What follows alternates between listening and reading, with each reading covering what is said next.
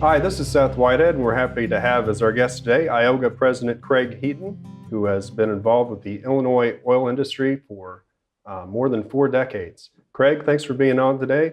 Some folks watching this may not be real familiar with your background in the oil industry, so could you take a few moments just to kind of tell us about your career? Good morning, Seth. It's really nice to be here to talk about the industry that I love. I was raised in Mount Carmel, Illinois, over in the banks of the Wabash in Wabash County, Illinois. And Mount Carmel is an oil-producing area. So behind my house was the Mount Carmel water flood unit, and in front of my house was the Sohio pump station, and also the O'Meara Brothers oil field. But it was a nice neighborhood. We had a very nice house, and we certainly coexisted with the oil industry. There were not any problems at all.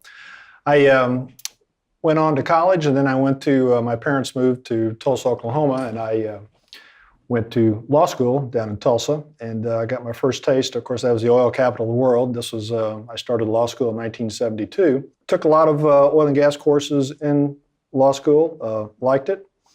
I graduated in 1975, and I decided I wanted to come back to Illinois, and I was hired at a law firm in Mount Vernon, Illinois, and they had a couple of attorneys, the main one being Howard Campbell, who was the dean of oil and gas attorneys in the state of Illinois.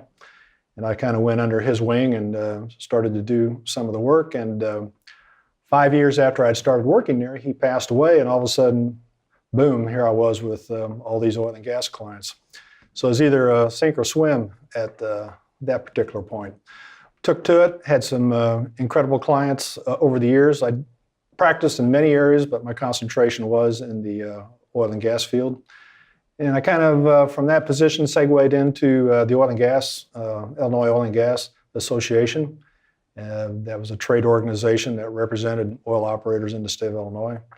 I became general counsel, I think probably in the early 80s, and I served in that position on a continuous basis until a couple of years ago when I relinquished that chair to someone else, but I became member of the executive committee, and again, ascending, I became president 2 years ago, and here I am. My next question is a rather short question, potentially long answer, but definitely one that I think everyone would be interested to hear your take. What do you feel in your 4 decades working in this business is the biggest change in the oil industry? Well, I've seen a lot of changes since I started in 1975, so what we're going on here, 43, 44 years.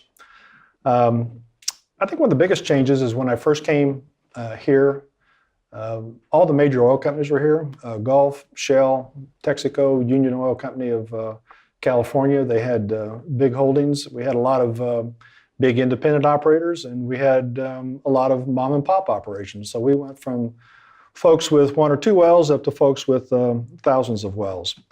Over a period of time, probably into the 70s, all the major oil and gas companies left. Their fields were then bought by what are now the large independents here in Illinois. So that's probably the one of the bigger changes that I've seen.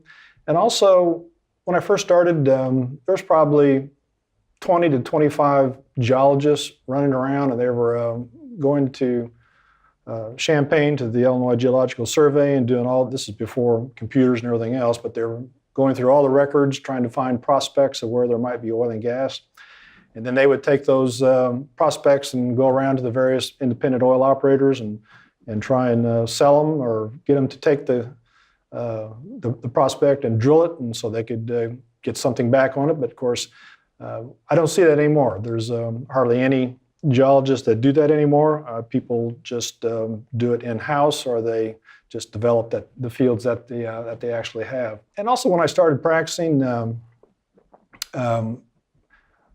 in the oil-producing areas around here, it's basically what we call the Second Judicial Circuit. There's probably 15 to 20 judges in that circuit. I'd say probably 3/4 of them had good knowledge of oil and gas law, very conversant. If you took a case to them, they would understand it right off the bat. And they're also probably in most towns, whether it be Carmi, Mount Carmel, Fairfield, McLeansboro, there was probably 4 or 5 attorneys in each of those towns who were very conversant and understood oil and gas law and could represent clients. That's totally changed now. It's hard to find any judge that knows anything about oil and gas. They're all very fine judges, but it's just not an area that they grew up on or practiced with or anything else. And it's also very difficult to find attorneys. I'd say probably in the whole producing area, there's probably 7 attorneys who really are up on oil and gas law and can represent folks. And the other big change, and probably hit on this a little bit more later on, is the advent of the environmental community. This all started about 10, 12 years ago, and it correlated to the big shale movement in the Bakken fields in North Dakota, the Permian Basin down in Texas, out in New Mexico. These were very, very high volume hydraulic fracturing operations, horizontal wells that were several thousand feet long. And the environmental community was very concerned that this was going to cause environmental issues. I think by and large that's been debunked by many, many, many studies. It can be done very safely. But we have not done that here in Illinois. We had a highly contentious and negotiated statute that became the most complex, onerous statute in the nation with respect to hydraulic fracturing operations, and nobody cared to come here and try to start that process. But the residue was still here. It fired up the environmental community here in Illinois, even though we weren't Texas or North Dakota. We didn't have those kind of operations. But then it kind of morphed into the movement to just do away with any production of oil and gas at all, what we call the keep it in the ground movement, because they want to go totally renewables and not produce any more oil and gas. So we're having to contend with that. So that's been a major change over the last 43 years. What do you feel are the biggest misconceptions amongst the public about the Illinois oil industry? I think the biggest misconception is, this goes back to the days of, I think the older people watching this will remember the show Dallas, maybe the younger people won't. But, they glorified oil and gas producers and operators, and, they all lived a beautiful life and drove the big cars and lived on the big ranches. And maybe that's true of a few people down in Texas or Oklahoma or wherever, but it's definitely not true in the state of Illinois. These are folks that, wear khaki pants and drive Oldsmobiles back in the day and are out there in the fields all by themselves. These are the mom and pops and the small operators who are successful because they're hands-on day in and day out. So I think the fact that people think that we're a big overblown industry and we kind of got the Dallas aspect to it couldn't be further from the truth. This is literally this is a business. We are a small business owners who are trying to produce this energy for the United States, which made this country great, and people just don't seem to understand that. I think people who live among oil and gas operators understand that because they work for the companies, they eat with them at the restaurants, they socialize with them. But the oil industry is primarily south of Interstate 70. And everybody that doesn't know us and the environmental community that wants to try and make things difficult, they're all located up in the Chicago area and up in northern Illinois. So they just really don't understand what we're doing, and there's an incredible amount of misconceptions. So. Yeah, and I would just add to that, there's been peer-reviewed research that confirms what you're talking about, that folks who live near oil and gas and what is shale development taking place in places like Oklahoma and in Texas and North Dakota, they tend to be far more supportive of the industry that they see every day. And I think that everyone can draw their own conclusions. If you see something and you tend to support it, that it's obviously a net positive for these areas. And I think that's Absolutely. true in this part of Illinois as well. What do you feel are the biggest challenges for the Illinois oil industry moving forward? And I know you've touched on it a little bit, but could you just talk a little more about that? Sure. The oil industry in Illinois basically lives and dies by the price of oil. Oil is a commodity, so we're right there with whether we're farmers or hog raisers or whatever we are. We depend on a commodity which is incredibly volatile when it gets into the economic stream. So we run through cycles. Prices can be very low. Can't afford to produce the oil, and so when there's no return, it becomes a very difficult situation. So how do you continue under those types of circumstances? And there's been times in the past where the oil price has been extremely high. I've always contended that high oil prices, even though over the years my clients and my current employer certainly enjoy that, but my contention is they're just as bad as very low oil prices, because it just throws the whole system out of whack. I mean, people start paying $4 at the pump for gasoline, that turns them off, and sure, they like to only pay $1.50 per gallon for gasoline, but that's not reality. It needs to be somewhere in the middle where the oil operator can make a decent profit, but it also has to be at a price that the consumer can certainly well afford. So that's something that we have to keep in mind, and it's a challenge every day. I mean, the price goes up and down every day, and everybody needs to watch it. The other big challenge is, again, not to dwell on this too much, but is the environmental community. Like I said, most of these folks are up in the Chicago area. They're in northern Illinois. They do not understand our industry. We are lambasted every year with all kinds of proposed legislation, and the legislation primarily is for the purpose of hindering and impeding oil operators from actually being able to produce oil, and they just keep chipping away until their ultimate goal is get to the point where we cannot operate. We cannot produce oil. We can't go out and develop any fields, and so therefore the oil does not get produced. Of course, the counter to that is they want to push and promote renewable sources, wind, solar, and what have you.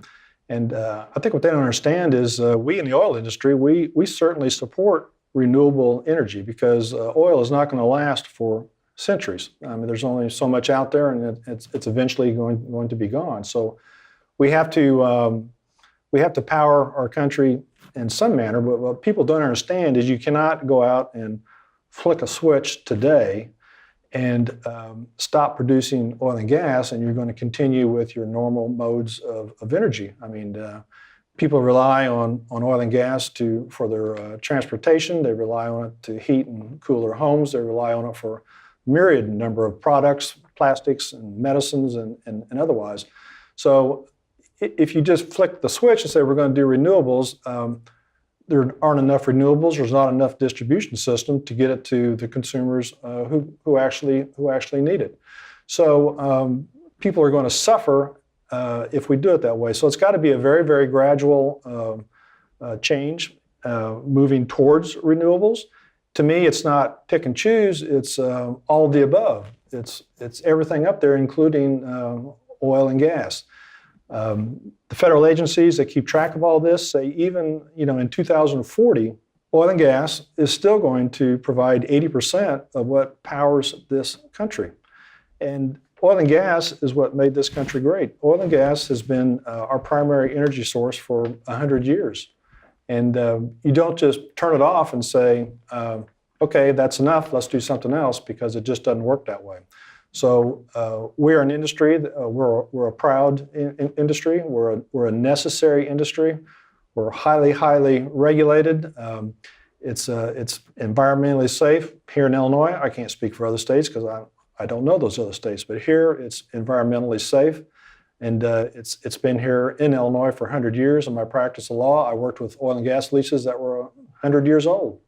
So this is what people don't understand, and that's one of the biggest challenges that we face now, including the price of oil. Obviously, what you've just talked about, the figures, especially the 80% of our energy coming from fossil fuels, all the way out to 2040.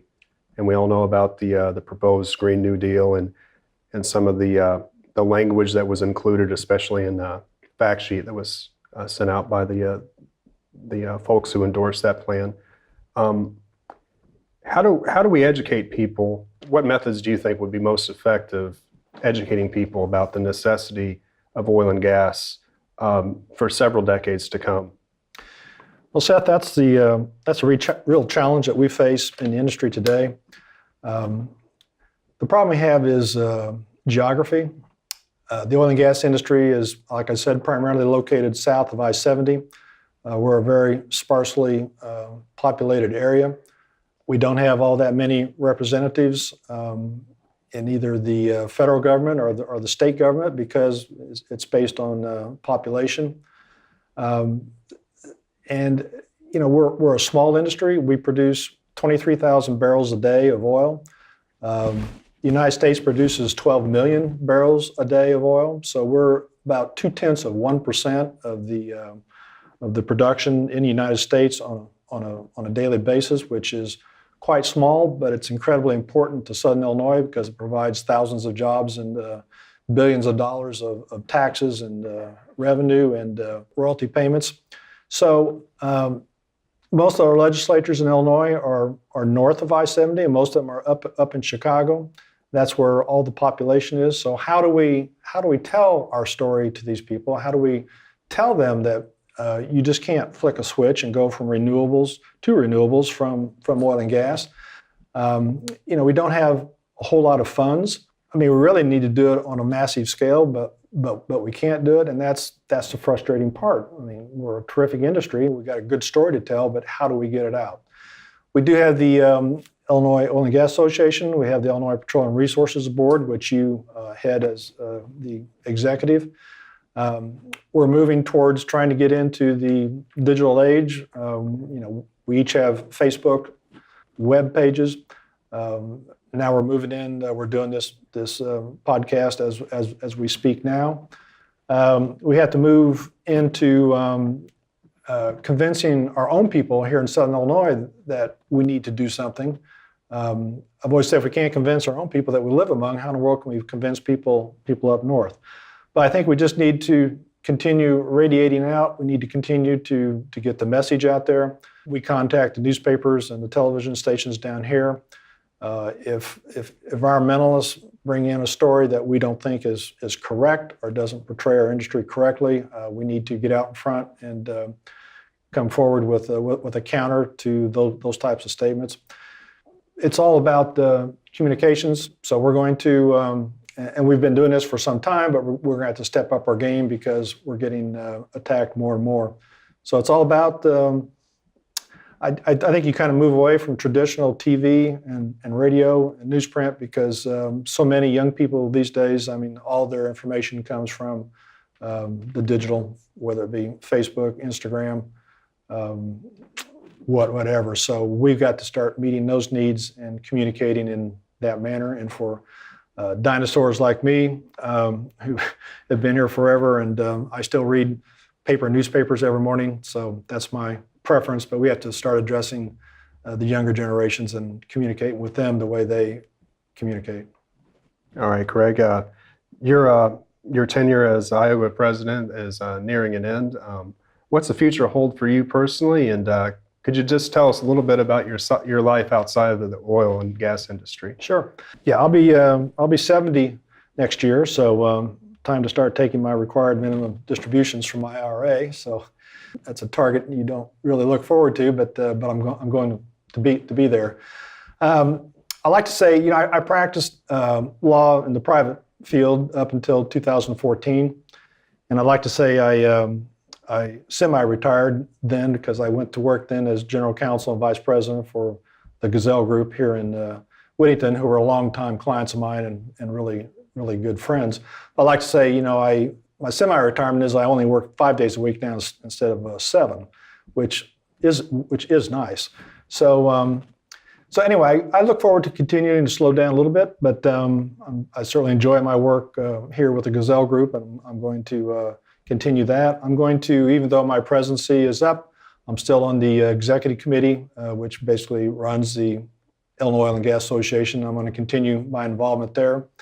I'm going to continue to mentor some of the younger attorneys and some of the younger folks in the Oil and Gas Association as to what we need to do as far as our work in Springfield and as far as communication. I'd like to see my grandkids some more. I got grandkids in Kansas City. That's where my one son is. He works for Sprint. I got another son in Chicago who is an attorney up there that works as a general counsel for a company.